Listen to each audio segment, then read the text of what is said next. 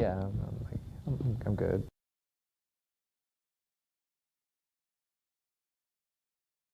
I really enjoyed Lebanon.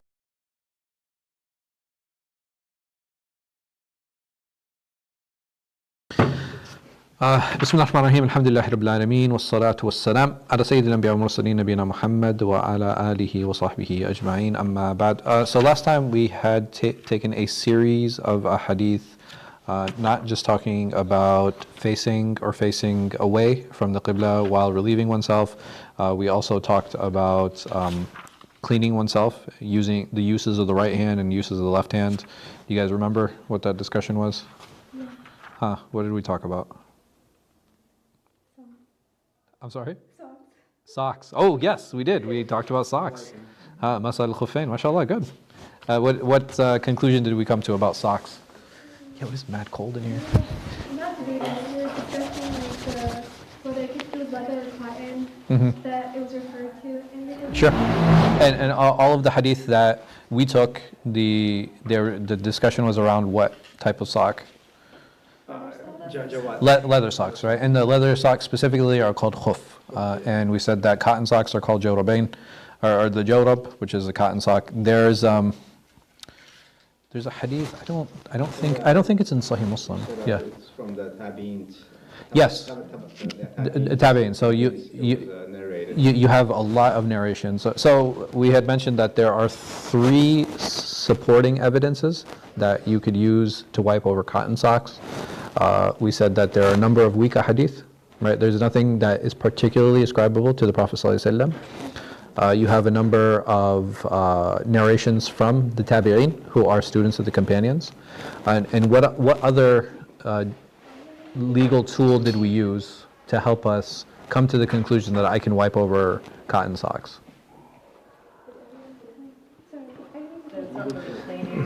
So we had said, like, how do you determine that? How did we come to this conclusion that it's okay to wipe over cotton socks, and how it's not necessarily unique or specific to leather? These are 2. We said what else? Yeah. So it was the students of the companions. We have a number of narrations on them. Good. And we also said that there are a number of weak hadith. Okay. What else did we say? That the symbolic, like just the wiping. Sure. So because of that, we could do something that's called qiyas. Ahsant, good. Right, qiyas, so where we can draw analogy on something, right? So because, what is the analogy that we're drawing on? Okay, well, the fact that wiping is a very symbolic, it's not really cleaning in and of itself. The function is very similar, right? So whether it be cotton or whether it be leather, both of these are used to what? To protect our feet, right? So that's the purpose behind it. So for these reasons, you have a number of scholars, specifically, especially in the Hanbali madhab, that say it is permissible to wipe over cotton socks. Yeah. I mean, like we know what we're doing.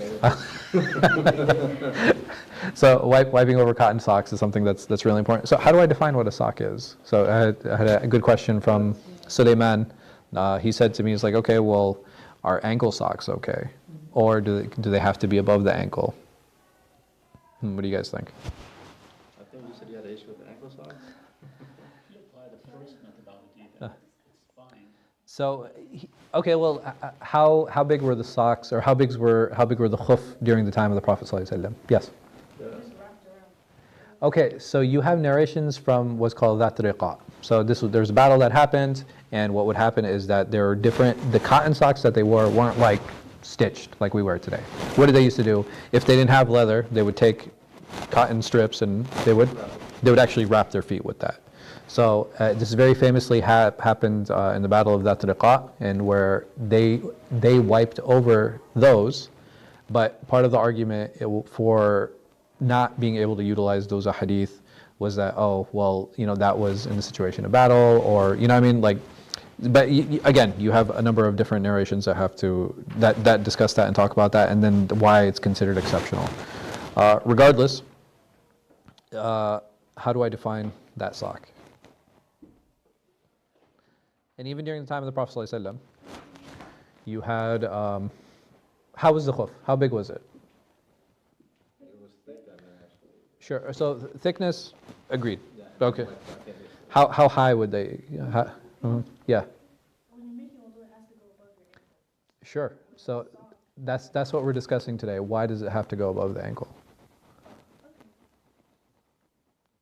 Same concept with wearing your pants that need to be above the ankle. So the pants above the ankle is a different issue that we can get to. Maybe because there's critters. Huh? Protect their feet. To protect our feet. Okay, so what if why would an ankle sock not protect my foot? Because it can wear ankle. I don't know. I don't know.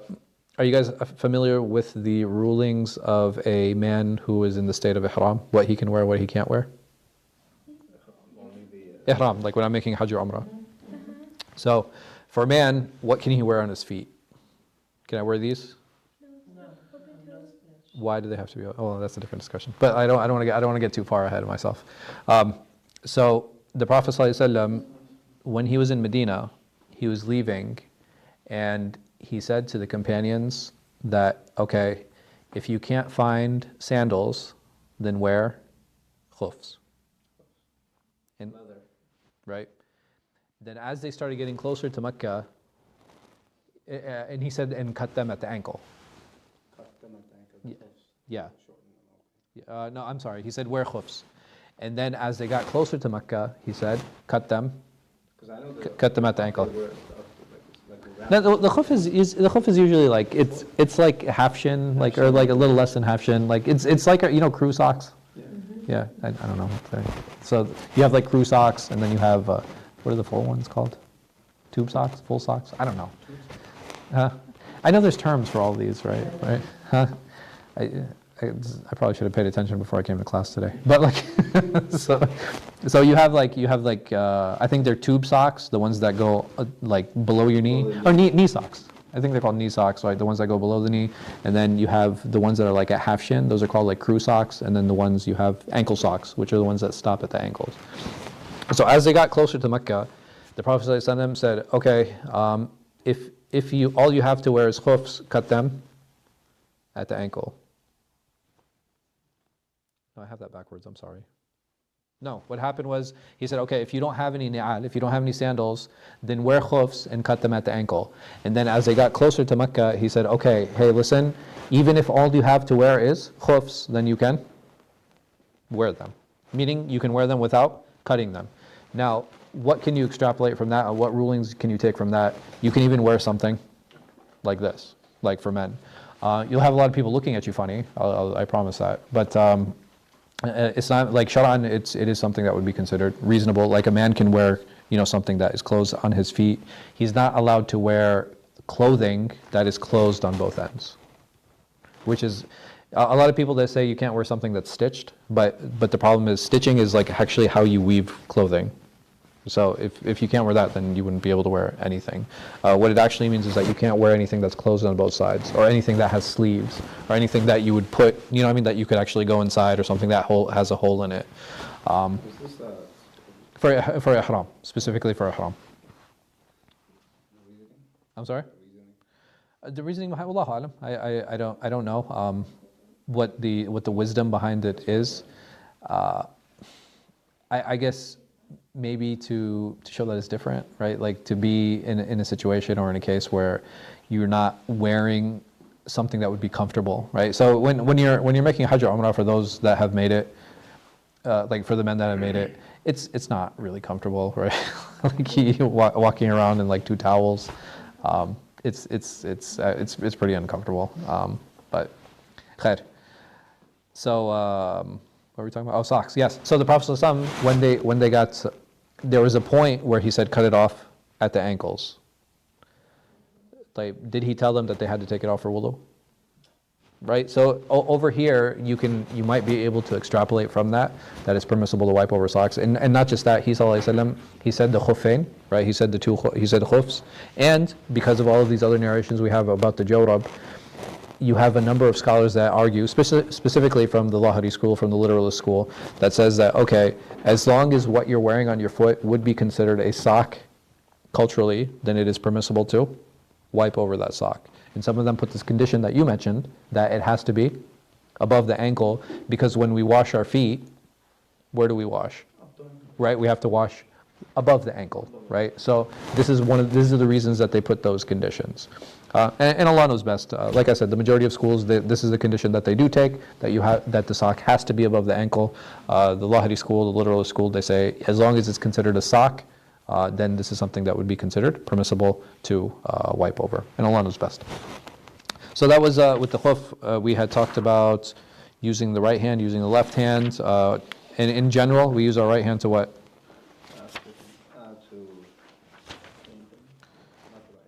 The left, right? So usually we use the left hand for cleanliness, like to clean ourselves, and we use the right hand too for things that are considered praiseworthy. I think that was it.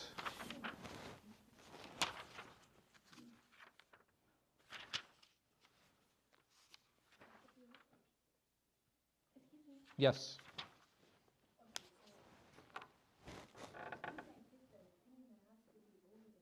Yeah. Yeah. Mm-hmm. Okay. Do you have to repeat your prayer? Oh, the whole day with the sock? So the problem is, in this situation specifically, is there's a difference between knowing that there's an opinion on something and not knowing. So this opinion that it's okay to wipe even if it's an ankle sock, are you learning that today? Yeah. Okay. So you can't back impose a ruling. What I would suggest is for that day, try to recall the number of prayers that you missed and make up those prayers, inshallah. That day was today. I'm assuming. No, well, so here, another thing is, if you have prayers that you have missed, there's no specific timeline on it. But you don't have to make them up immediately. I mean, you're more than welcome to. I'm not going to force you to stay. But you go ahead. But if you do, you can do it whatever you like, inshallah.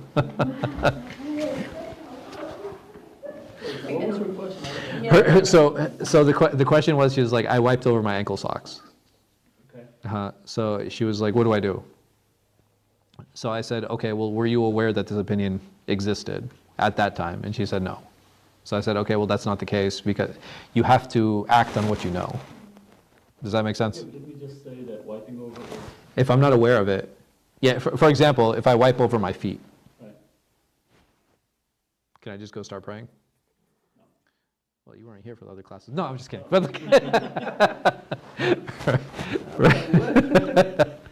So, and I can't be like, oh, well, I didn't know. Like, even if you have like a minority opinion, or it's a Shia opinion in general, that you can wipe over your feet. I can't come and be like, oh, I wiped over my feet and I wasn't even aware that that's an opinion, or I didn't wash my feet at all, right? You have to know something to be able to act on it. But if I believe something is wrong, how can I knowingly act against it? Right? There's a very big difference here, and I guess this is a good discussion point. I'm allowed to choose when there's a difference of opinion. Right? I'm allowed to make that choice, especially if it comes from people who I trust. Right? Like, I know these people to be people of knowledge, and the sheikh told me this, and the sheikh told me this. I trust both of them, but this one happens to be more convenient for me. So what do? I choose a more convenient one, and there's nothing wrong with that. Right? So if I'm choosing this fits, this is more convenient, it's coming from a trustworthy source, there's nothing wrong for me, Islamically, to take this opinion, because I can stand in front of Allah subhanahu wa ta'ala and say, Ya Allah, I did my research. And research doesn't mean picking up and opening books, because not everybody has that ability. Part of research based on my ability and what I have access to is doing what? Trusting this person. Be like, okay, no, this is someone who's trusted, it's someone who's appointed by the community, so I'm going to trust this person and their ruling, and I'm going to follow it. But if I'm only aware of this opinion, can I follow another opinion if I'm not aware of it? Can I just make one up? No, I can't. Even if I took it easy, right? Remember what I said? I said, even if this opinion is easier for me and it's more convenient, as long as it's coming from a trustworthy source, I can follow it. There's nothing wrong with that. But if I'm not even aware of it, that means I only believe in this. Does that make sense? So if you don't follow it, you go. I'm going against my own belief, right? And this is where it becomes a problem. This is where it becomes an issue. Even if I find out later, like, oh man, that was totally fine, right? You didn't know it. I didn't know at the time, but let me think of a good example.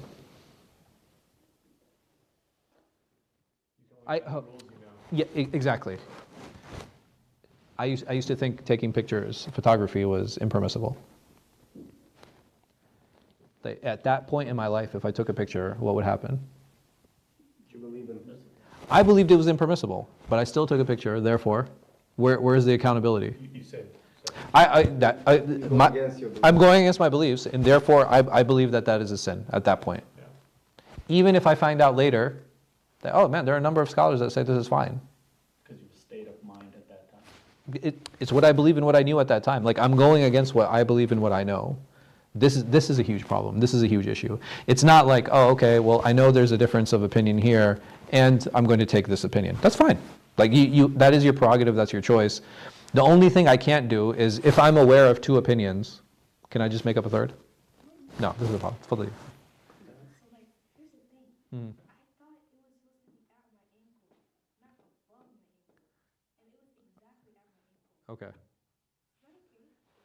So, do you believe that's okay? I don't know. Based on what you learned today. Question related to that, okay. Uh, Also, oh, you misunderstood the ruling. You thought the ruling meant that ankle. it meant at the ankle, Yeah. and you didn't know it meant above the ankle. Oh, yeah, you're gonna have to make your prayers up. What did you say? Yeah, you're gonna have to redo the prayers. All I can't the, believe it. Also, Yeah. if I did, I don't know. It's okay. I mean, hey, listen. Let me ask you this question: do you believe Allah is petty and waiting for us to misunderstand and make mistakes? No. No. The fact that I don't know if the song. If you're wearing it at that time.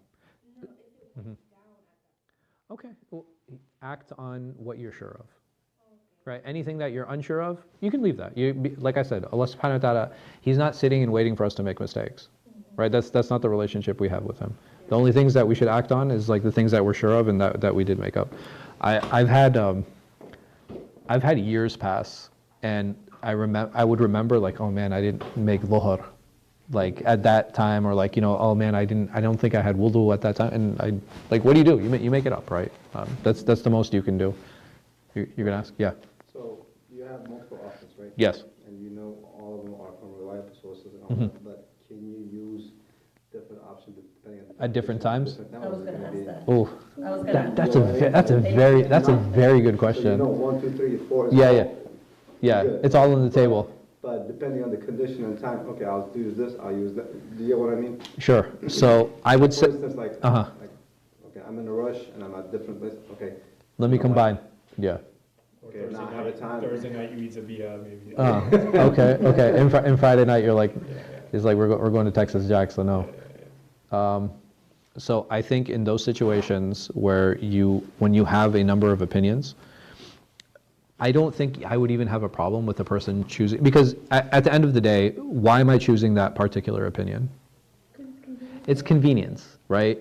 So I think convenience is a very reasonable drive to choose an opinion. And I have no issue with that. Saying that, the only thing I cannot do is, a lot of people are like, oh, well, you can find loopholes if you do things like that. Sure. If loopholes are preventing you from fulfilling obligations, this is where it's a problem. Does that make sense? That makes sense. Oh, yeah. Like not finding a loophole, but Yeah. just depending on the condition. Okay, if I do this, it'll be easy. Because someone might be like, Fulfill the oh, it's like, oh, you're looking for a loop. No. This person still is. It's not like, oh, I'm trying to figure out a way not to pray asr. Right? Does that make sense? It's like, okay, maybe the timing or the way that I'm doing it. Okay, you know what? Maybe I'm shortening it. Maybe I'm combining it. But you know what I'm still doing? I'm still praying, Fulfilling the right? I'm still making and fulfilling the obligation. So I would say the only time it becomes a problem and it becomes an issue is when I actively seek ways to not fulfill an obligation, right? And that obligation can be either from Allah subhanahu wa ta'ala's rights, or it can be from the rights of others, right? Because a lot of times we forget that. Like the Sharia, it just doesn't define on how I interact with Allah subhanahu wa ta'ala. It also defines how I interact with with others, right? It also defines on how the state is supposed to interact with its subjects, right? So all of these things are very defined by Allah subhanahu wa ta'ala, and anytime I try to find loopholes in which I can avoid giving someone their right, whether it be Allah, whether it be a family, or whether it be a constituent, or whether it be a subject, then that is where there is clear accountability in those situations. Yes? Similar situation, if you have multiple opinions, Mhm. can't you fall into the trap of choosing the one, like we were just talking about, the most convenient one for you? For example, with zakat. Yeah, Some people say, well, you don't have to pay zakat on your 401k until you sell it, or sure. you know, if you own a house, you don't have to pay anything It- like that. it- That's considered business. is Or it- there are others. So my response would be like, are they valid opinions? How would a layman know what's valid? Because it's coming from either somebody who he trusts. Like, I think there are some stupid opinions out there. Like, please, I'm going to be very honest with you. But this is somebody who is trusted by the community. Somebody who might be a part of a particular organization. Somebody who might be propped up by an institution, right? I as a layperson, or I as a lay Muslim, if I can't trust these institutions, how do I decide? You know, here, let me put it this way. It's like, yeah, I just saw like a random guy on YouTube with 3 followers. He said that I don't have to give zakat, and that's my children's responsibility. For example, is there a sense of accountability that would fall on me? Can I stand in front of Allah and be like, yeah, the YouTube guy with 3 followers told me I didn't have to? Will that work? No. So what effort did I make in finding out? No, it's like, no, well, he's the imam of this institution, or he's a teacher for this education center, or he's, you know what I mean? So I look for those, I don't want to say, I'm using the term qualifications very loosely, but I'm looking for organizations that trust this person, are giving him a platform. I think that's something that's really important. And as far as convenience goes, I have no problem with people taking advantage of convenience. And as far as following opinions goes, I have no issue because they're coming from a trustworthy source. So remember, the only condition I put is what? That if you're avoiding to fulfill an obligation. That's the only time it becomes a problem, an issue. Now, are there situations, like for example, and there a valid historical difference of opinion, does a woman have to pay zakat on her jewelry? There's a valid difference of opinion on this issue. And someone might be like, well, I don't think so. And they might, even though their desire aligns with that, does that make it a wrong choice? Right? Like that's the thing, man. I think we, at least I hear from a lot of other clergy, like they have a problem with honestly with the way I present this idea. They're like, oh, well, you're just opening up the door for people to take like, easier ways, blah, blah. Right? It's like, oh, you're creating, you're giving people opportunities to find loopholes and like da-da-da. And my answer is always like, okay, are they fulfilling their obligations or not? And at the end of the day, even if I don't make a person aware of that ease or that convenience, well, someone else will, right? Does that make sense? Like, you can't hide truth. Like, you just can't. You can't hide information. Yes. I have a question. So, is it recommended to seek multiple opinions about something that you're unsure about, and then decide Sure. which one resonates with you? It depends, right? So, number one, is it okay for me to seek fatwa from more than one sheikh? That's the first question. Yes. Absolutely.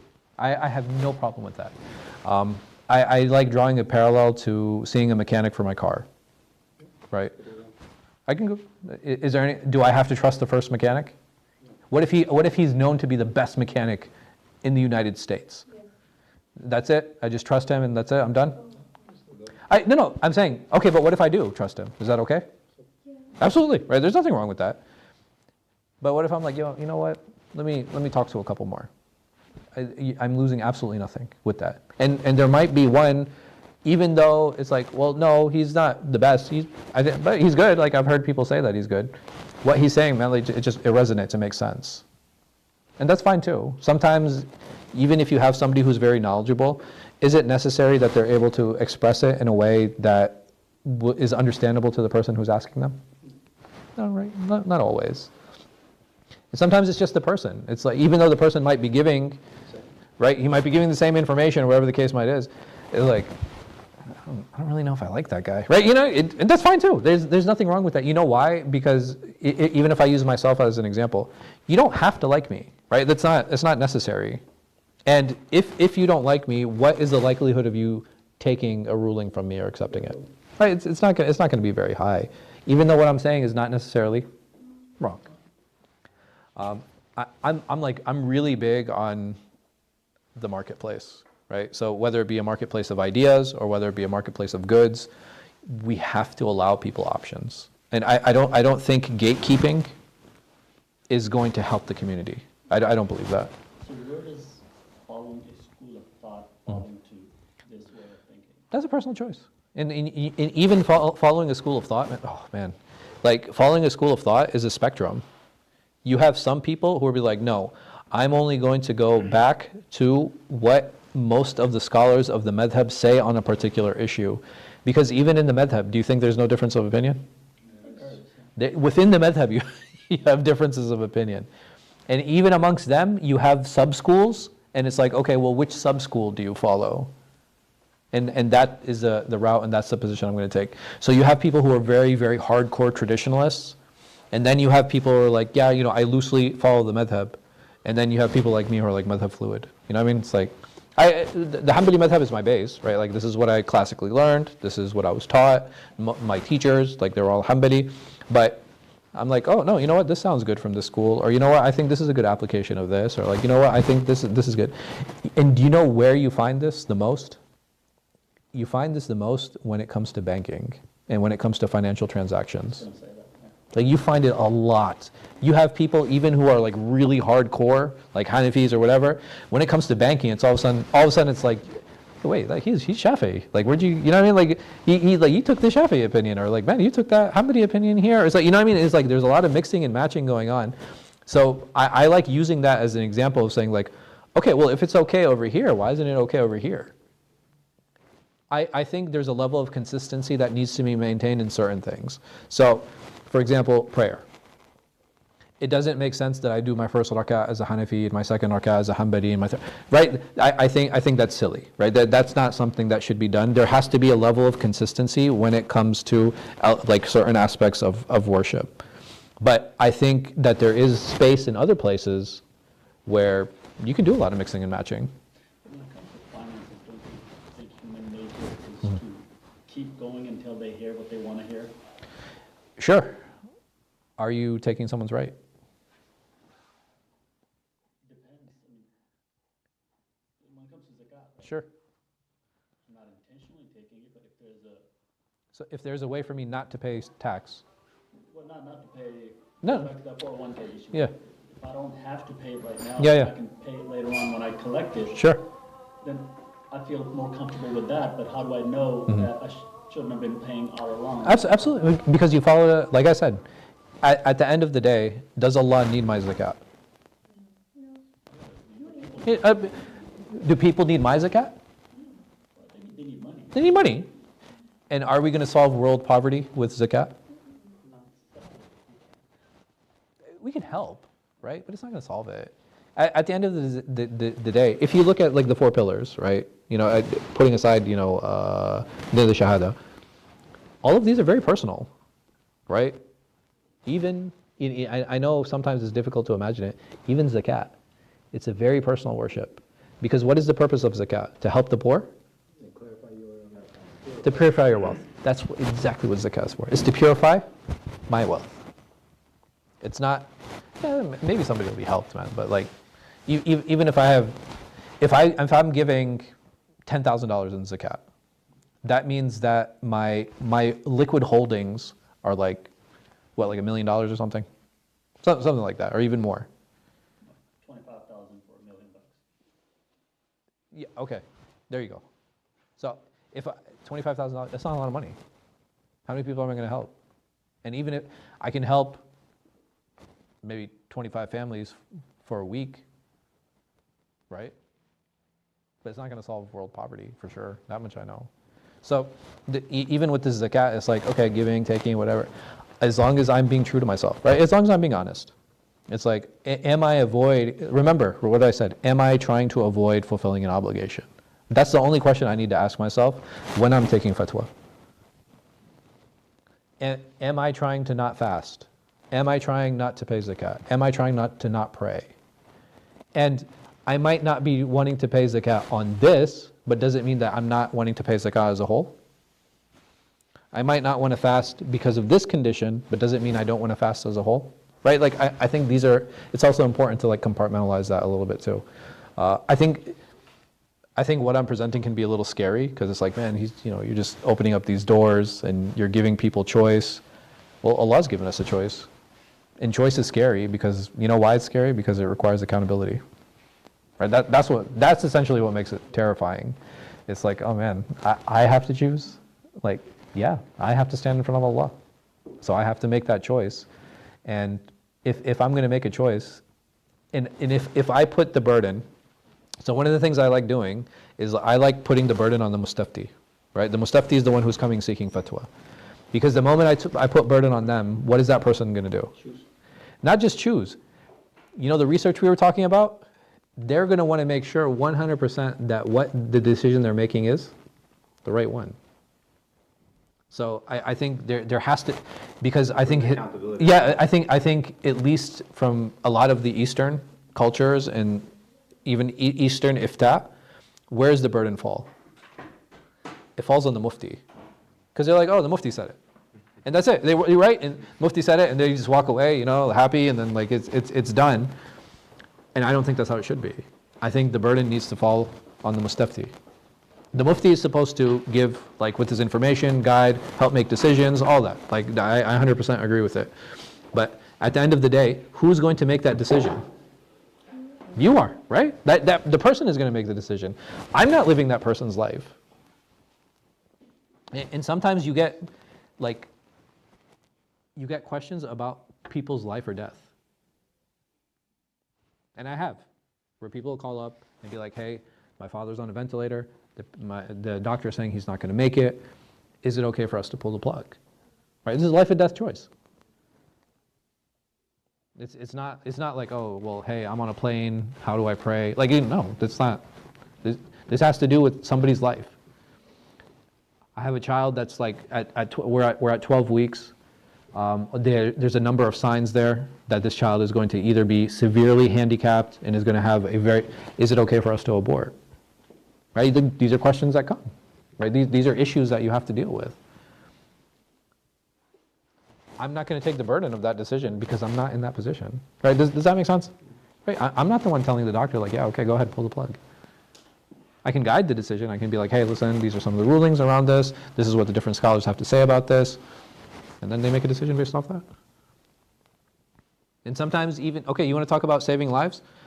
What if someone comes to me like, Sheikh, is it okay? I'm about to die. Like, I know I'm going to pass. Like, I'm in a hospice now. I'm about to pass. Is it okay if I donate my organs? And there's a valid difference of opinion on donating organs. You want to talk about zakat, like people's wealth being accepted? What about their lives being accepted? This person, no, I have a liver that can save this person in the next room over. And you have scholars who will say, no, the moment this person dies, you can't donate your organs because it's considered mutilation. It's mutha. So zakat is a very small thing. Like, the person's not going to get a few dollars. Okay, yeah, that sucks, right? It's tough, but people figure it out. A person can't get my heart or my kidney or like these are, you know what I mean? Like, there's a lot of implications to these things that sometimes we don't always think about. You know what I mean? Like, there's a lot of ramifications to ifta, like giving fatwa. Who does burden fall on? And they're very important discussions, right? They're very important discussions. And like I said, for at least for me, and I understand it's a different perspective, and I get sometimes that it can be difficult to digest, but I truly believe that the burden falls on the mustafti, on the person who's asking. Yes.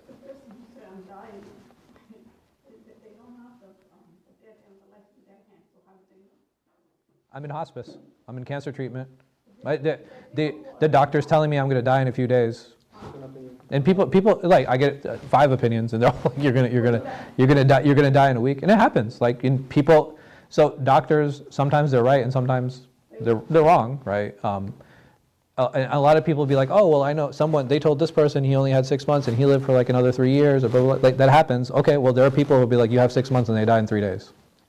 Right, that happens too. Like, you know why those stories about a person living 3 years are so attractive?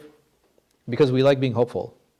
Right, like as humans, we like being hopeful. Like we want to hear that a person was only given this much time and they lived this much X more time.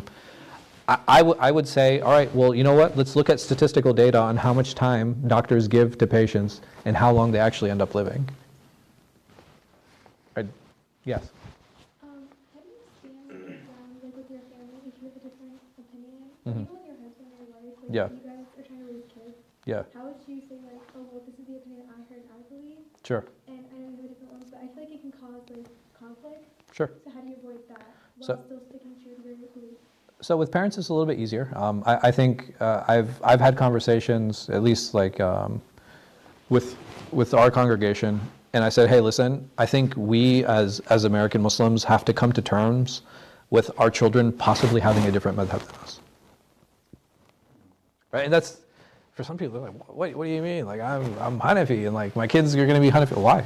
Are they just going to magically inherit like Hanafism, or like or like being Hanbali or Shafi, whatever the case might be?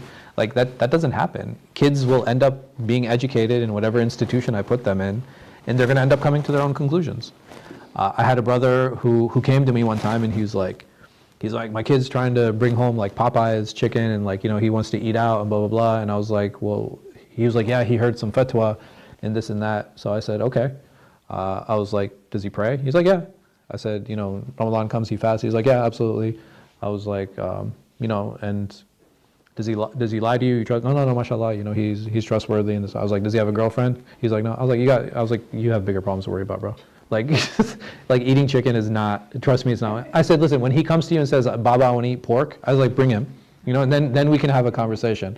I was like, the chicken is something that's really small. And I was like, there's valid difference of opinion in the issue. Like, whether you agree or not, I said, you have every right to say, like, listen, I don't want that stuff in my house. That's your right, right? It's your home as a father. You don't want that. You don't want to see it. Absolutely. You have every right to demand that. He wants to go and eat it, and he has scholars who are telling him, like, this is okay, and they're trustworthy. Absolutely, man. Bismillah. Like, why am I, there's so many things that we're going to fight our children in. Why am I going to fight him over something there's a difference of opinion in? But it's difficult for people to have that mindset, right? It's like, no, well, this is Islam. Like, no, this is how you view it, right? This is how you understand it. And if he's agreeing, okay, there's only one Allah, Muhammad Sallallahu Alaihi Wasallam is his messenger. If he believes that I have to pray, and I have to fast, and I have to give zakah, and I have to make hajj, he believes in the 6 articles of Iman.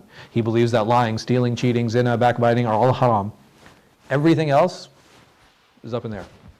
They can eat, if he say do not eat the child, Yeah. it will be too strict. He can go and the Papa and eat. I- He's going to eat. I mean, listen, at the end of the day, and may Allah subhanahu wa ta'ala protect us and our families, if my kid goes out and drinks alcohol, what am I going to do? Like, alcohol is haram. Like, everyone believes it's haram, all the Muslims. If he's going out and doing that, what am I going to do? How am I going to stop him? Right? You know what I mean? Like, and if I can't stop him from, I can advise him, I can tell him, I can try to prevent him, I can do a lot of these things. But that's a fight for me that's worth having.